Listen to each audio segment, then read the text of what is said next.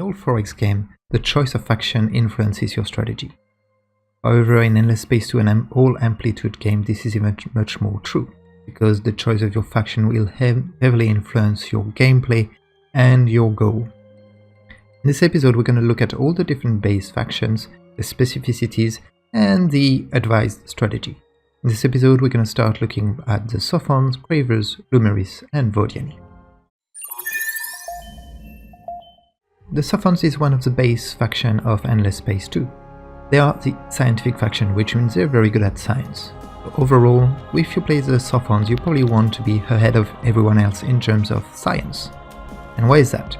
Mainly because their population gets a boost of +1 science anywhere and +3 on cold planets. Obviously, you would like to colonize cold planets with Safars. They start as a democracy, which gives them 1 extra law on Senate and 1 approval per population on system, which is pretty good because it means you won't have to build that many system improvements for approval. They start as the scientist political party, which lets them have scientific laws, which are all pretty good. They have a starting population of pilgrim, which are also very good on science. Their base trait is fast traveler, which gives them +2 movement points on ships, but their downside is that they are feeble warriors. They get -20% infantry health on Empire. It's actually not too bad because you can quickly counter that if you get enough trust strategic to boost your infantry troops. They start with the xenobiology technology to get more science and the rare earth food. One of the ability of the Safars is the Pathfinder trait. Pathfinder means that once they reach a given system and they have visibility over it, they will know where all the neighboring systems are located. For example, if I move on to this new system, it will show me the 2 adjacent systems that are neighboring Ying. And I also know that they are linked by star lines and how far they are. This is a pretty good ability for your early game because it will let you know how far systems are, and if they are very far away, you know they're not going to be a big threat and you might not want to expand too far away. The other big faction advantage of the Safars is the omniscience. Omniscience lets you do 2 things. First of all, it gives you a boost of science production on your empire, depending on the technology you're currently researching. So if I research planetary landscape, I'm going to get a bonus of 10% science because only 2 out of 7 empires in the game have researched this technology. If I select it, this goes from 80 to 88 production. However, where it gets really interesting is where you research a technology that no one has researched yet. For example, xenoanthropology has not been researched by any faction. If I start researching it, I would get a science production of 120 per turn. This is basically incredibly strong to give you a lead in terms of technology, and one of the best way of applying that is on the military quarter of the tech tree to give you better militaries than anyone else, better army. Cravers is the military faction of Endless Space 2. Their population are pretty good at getting Fidzi out of undepleted planets, but they also deplete planets, which means they have to expand quickly onto new planets. That means they have to be aggressive to conquer as much of the galaxy as they can. They start as an autocracy, which means they cannot change their political system, but you will never be able to have anarchy in your faction. They have some faction traits. They start with Harsham Citizen, which gives them plus food, not the best, but it's okay. Interestingly enough, they are pacifist. They have big fleets, which means they can have larger fleets or a larger number of ships in their fleet, and the upkeep is a bit lower. They start with crowded planets, which means they can get more population per planet. Their infantry has a boost of health. They cannot achieve peace with other faction as long as the militarists are in as is your main political party, I think this is kind of okay, because if you really want to achieve peace, you're probably not going to have militarists anyway in your top political faction. They start as with the xeno-linguistic technology to give a boost of industry and N-way fission. The Cravers are slave drivers. It means that if you have a minor faction population in a system with cravers, this minor faction population will output 100% more feedsy. However, if I move that population out of the planet, its production will be back to normal and the cravers will not show as yellow. So if they are yellow, it means they are enslaving other population. Enslaving population decreases your system approval. As you can see here, I've got a minus 10% approval from slave drivers. And if I drive two types of minor faction population, I get a minus 20 approval. The other things that the cravers are doing is they are depleting planets. As you can see here, I've got 3 cravers that give each +1 depletion points per turn on planet. It means that once this reaches 75, the planet will be depleted and my cravers will not get the plus 150% feedsy output. So we can have a look at that right now. This planet is now depleted, which means that my production of feedsy has lowered quite a lot. However, if I move all of that population onto an undepleted planet, a healthy planet, my feedsy is considerably higher. So that's a very important thing in the gameplay of the cravers, is that you will want to move all your cravers population to new planets, undepleted planets. You can also leave your minor faction population on the depleted planets because they will not really suffer a malus. But it's sometimes good to mix the two types of population so you get a maximum boost of both cravers and minor faction population. So don't forget, with the cravers you'll need to expand, you'll need to go to war and defeat your enemy. The luminarists are an economic faction, even though they are marked as pacifist, but actually it can make sense. So the luminarists are a republic, which means that it's probably the best type of government. I'm not going to talk too much about governments, we can have an episode about it. But basically it means that the law effects are intensified, so that's pretty good. Their population produces more dust than any other faction, and they're planet brokers, which means they can colonize using dust, so we'll look at that in a second. They start with some gas-fast citizens. They just do more damage during ground battle, so it's always good, but you might not want to go into the militaristic aspect of the game with the luminaries, because you want to have trade. And your trade routes are going to be great and they're going to give you a lot of dust, a lot of science with them, so you probably want to be at peace.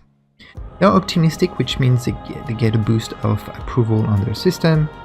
They got a maximum probe of +1 on exploration ships, which I'm not sure exactly why, but why not? They start with off-world agribusiness and rare earth homes. None of them are really great, I would say, apart from off-world agribusiness because it gives you diplomacy with minor factions. One of the particularities of the luminaries is that they don't have any colonization ship. They start with 2 exploration ships, and as you can see they've got a boost of max probe, so they start with 3 probes instead of 2. So it means you will be able to do a lot of exploration with the luminaries early on.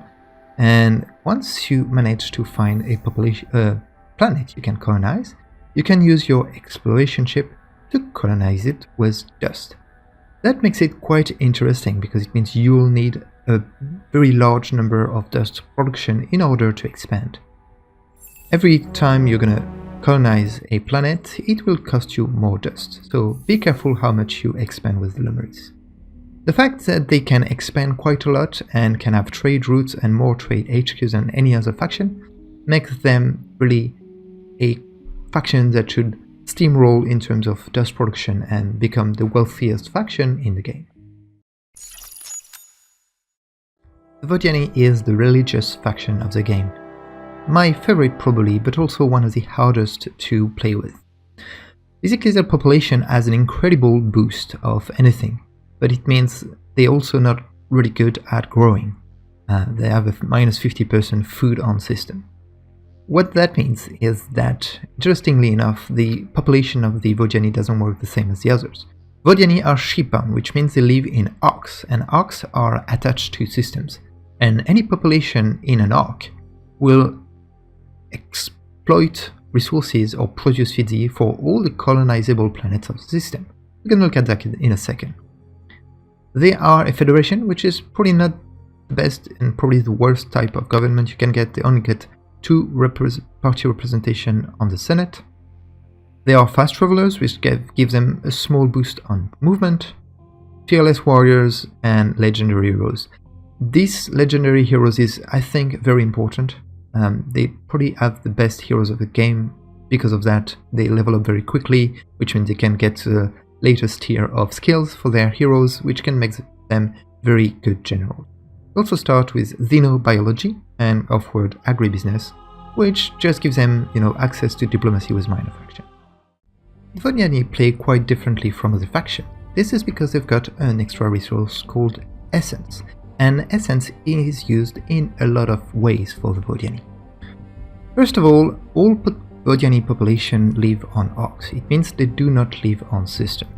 For example, in this system, I have an arc anchored to the system with 3 population in there, but they actually extract from all the different planets that I can colonize in this given system.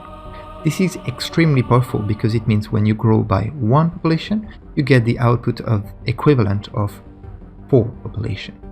However, the growth of Ghajini population is pretty slow. They've got a minus 50% food on system. So the other way to actually grow population is by using polyproliferation. That will use essence to be able to create a new population. We're going to create that, and you're going to be able to see that I'm now going to have 4 population on every planet in this system. This is extremely powerful if you want to go tall, and that's why this faction is probably the best for going tall. Tall means less systems but more improvements on a given planet. Talking about improvements, you can move your arcs. You can detach an arc from a system and send it to another system to colonize it. This is quite good if your start is not that great, but you find a new great system with a lot of planets that you can colonize. You can just move your arc around and reattach it.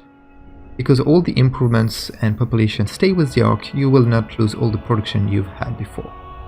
Another interesting thing with Ghajini is that to expand they will need to build more arcs, and to build an arc they'll need essence as well. And the more arcs you've got, this is your total number of arc, the more essence you'll need.